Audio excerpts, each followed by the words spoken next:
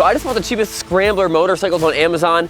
Yes, Amazon, for just $2,900. And now me and my mechanic Craig are gonna go head to head against each other and see who's the better rider and whether these bikes are worth your time and money. And the first test for us is obviously a head-to-head drag race. Man versus beast.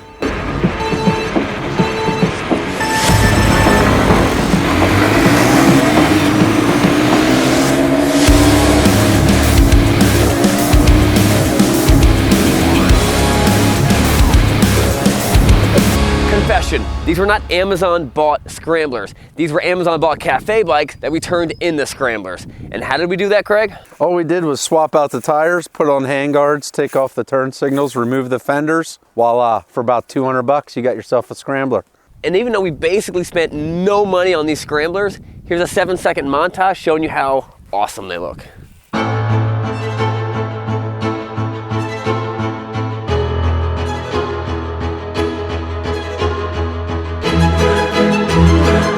Now we all know that cafe bikes are lame and for hipsters that work on their motorcycles in their mom's basement.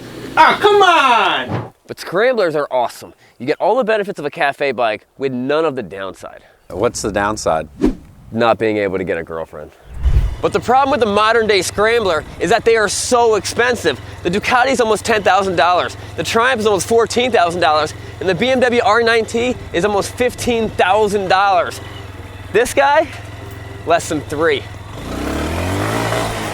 Now, a lot of times when me and Craig are out riding, we get these mysterious text messages that give us challenges. I thought this was normal, but apparently this doesn't happen to anyone else. The first thing you need to practice anytime you get a new bike is braking. I set up a course over there. You have to hit 30 miles per hour and then stop before you fall off the cliff. So we started heading out to the first obstacle, which apparently is a giant cliff. I'm not sure who sanctioned such a dangerous challenge, but whoever it is must have a lot of confidence in our riding skills. I'm pretty sure it's Jay Leno. And as we got to spend some more time on these bikes on the dirt, it became pretty clear that we were gonna have a lot of fun today. Well, that's what we thought until we actually saw the cliff. That's really high. That is really high. That is certain death. Yep. Who's going first? It's next level. Rock, paper, scissors, shoot. Ooh, you got me. Gotcha. Rock, paper, scissors, shoot. I do the same thing every time. Looks like you're going first. So the object was to get up to 30 miles an hour, and then we would brake before we fell off the cliff. And if we can't brake in time, then we die. And the survivor will have to marry the other person's wife and raise their kids. This is a legal, verbal, contractual agreement, and the wives can't get out of this. It is the law. I'm sorry, Rachel.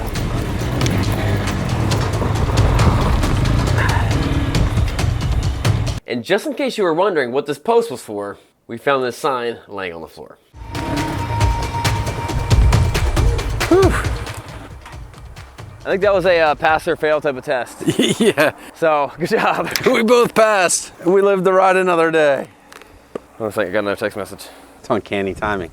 Starlink. Don't you guys know that no one really takes scramblers off-road? Every picture you ever see of a scrambler, there's not even dirt on the tires. So take the best picture without any help of a still shot and then an action shot and put these on the Bikes and Beards Instagram that you never used and forgot you had. See whose pic gets the most like by the end of the day, or whatever affirmation people give on Instagram. All right, Instabangers. I gotta figure out what my password is. Let's go do it.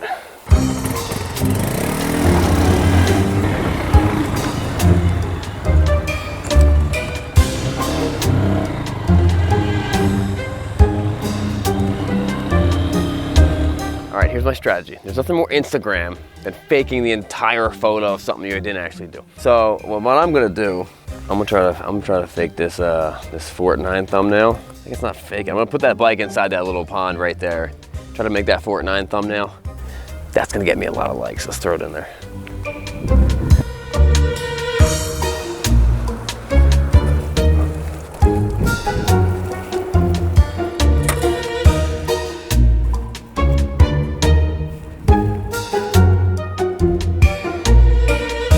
Is Instagram sideways or up like this? Up portrait, so up.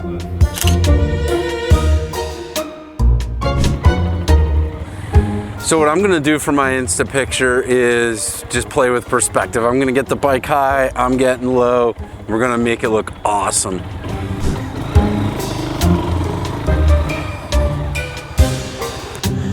I better be careful, I'm gonna end up in the pond.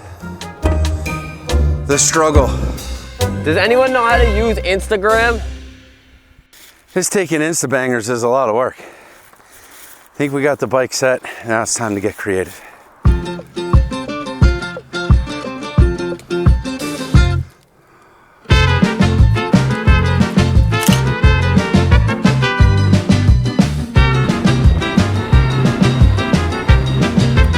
You also need to say something real inspirational that makes people either inspired or annoyed at you. Like, you can achieve anything if you put your mind to it. You can accomplish anything if you just try a little bit, maybe. Question mark. You gotta, that's the Instagram way. My caption is gonna be, with enough work, you can climb tall mountains with even a lazy donkey. Hashtag small donkey. And next thing was the action shot, because obviously action shots can make you look better than what you really are. Nailed it.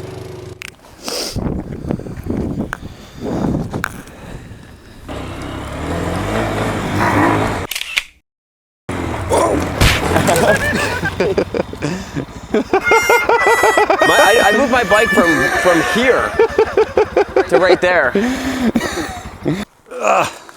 There we go. It's like 2 frames, 3 frames. All right, so I just got another text while we were riding. You know who's faster and better at stopping in a straight line, but who's better at putting those skills together in the woods? In the woods? I like riding in the woods. I know, I'm not a big fan. I am, I like it.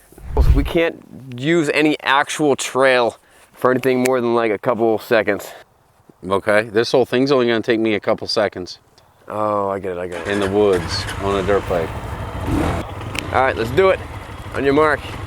Get set. Why is that tree right in front of me? Go. Oh, shoot.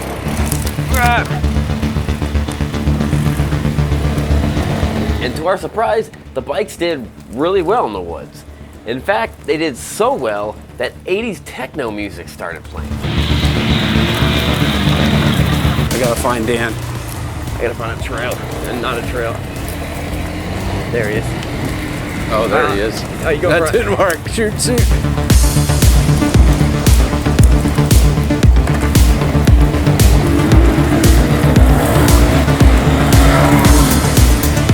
Ah, you got me. And then we got another one of those mysterious text messages. Now for your toughest challenge yet. Off-roading is a team sport, and you both need to get across the entire 20,000 acre park to see once and for all if your bikes are worthy of the name Scramblers. Ooh. I think they can do it. Absolutely. Let's do it. Let's suit up. So we suited up and headed out with our trusty cameraman Dan in the side-by-side to take our so-called Scramblers through the toughest terrain that we could find. What? This is nothing. What are you talking about? Oh, that's nothing? Yeah, Dan, you can do this. All right, fine.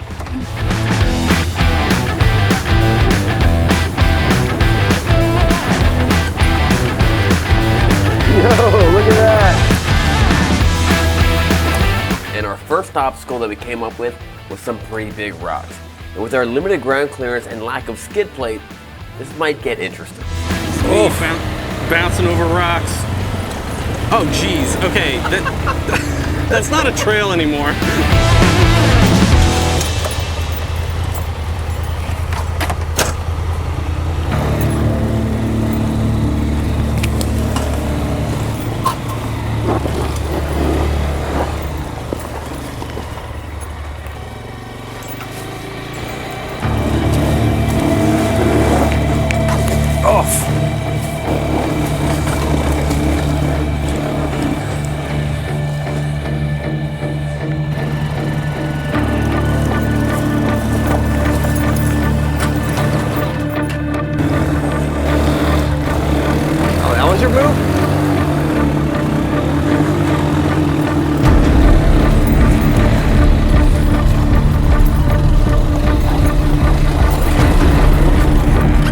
No. Oh no. You make it, Craig. Uh-huh. Wow. Your line was better than my line. There you go. There you go. Work that clutch, get traction. Nice. Yeah, baby. And despite dropping the bikes and bottoming out a bunch of times, we chose our lines, stuck with them, and surprisingly, the bikes made it through.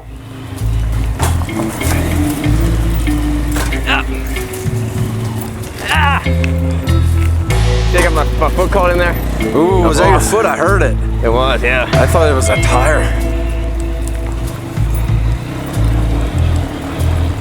But then we had our first real problem. All right, so Craig's exhaust got a little loose. I think he's whacking it more than I am.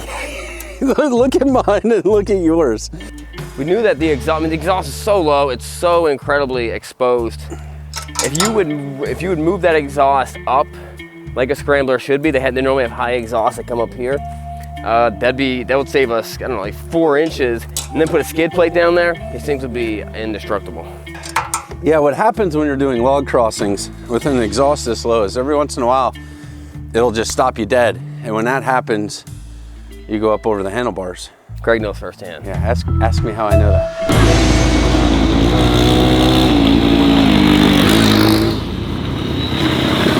And while we were riding and having a blast on these potential scramblers, I was reminded of one of my favorite Bible verses. John 15:13. Greater love has no one than this, that one lay down his life for his friends.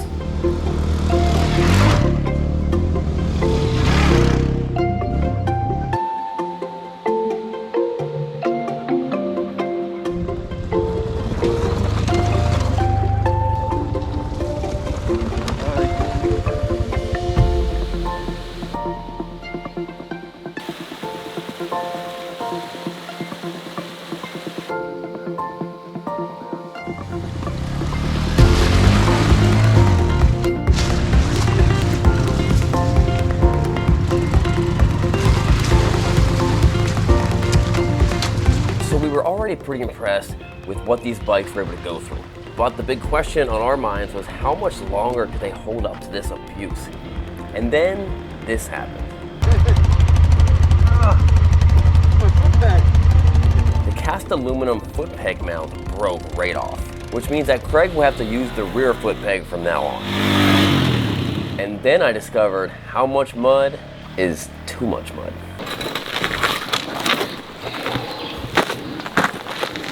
Looks like Sean's stuck.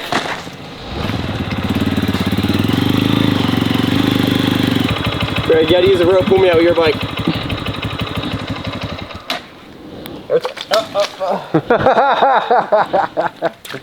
Every time I try to pull it out, I get stuck and I can't, Here, hold this front. Look, now I'm stuck. And I almost fall backwards. Can you push the seat? Can you lift that side up? Maybe I can get out of that.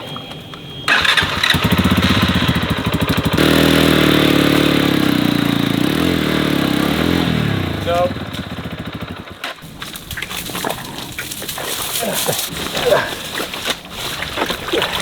Almost there, Craig.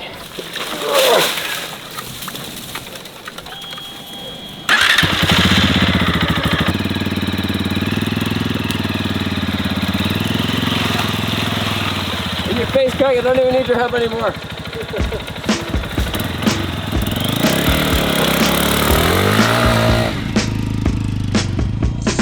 And even though Craig's foot peg broke off and his exhaust was hanging off, we continued on our journey across famous Redding Outdoor Park.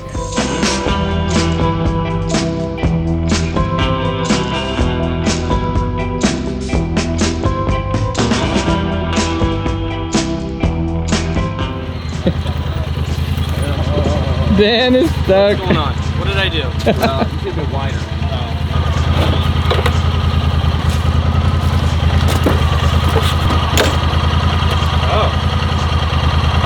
Oh, that's what's going on. Yeah. Trying to scrub that.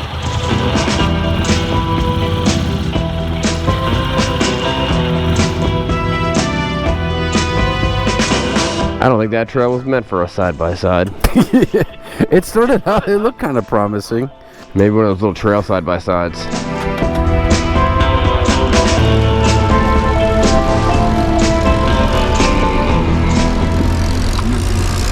And then in a final race to the finish, we realized we did it. We got through the entire park. But I still need to find out how deep of water this thing can go through.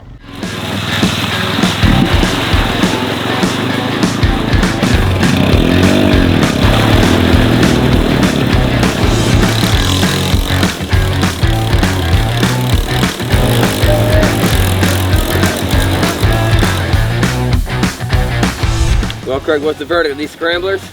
I think for $3 grand, you could have a ton of fun on these things. For $3,000, you can almost call it whatever you want, but that's definitely, I'd consider that a scrambler. Yeah. The big question is, 1, who's sending us those text messages? But 2, don't forget to subscribe. We'll see you guys later. Good job, Craig. Good job, Sean. That was fun.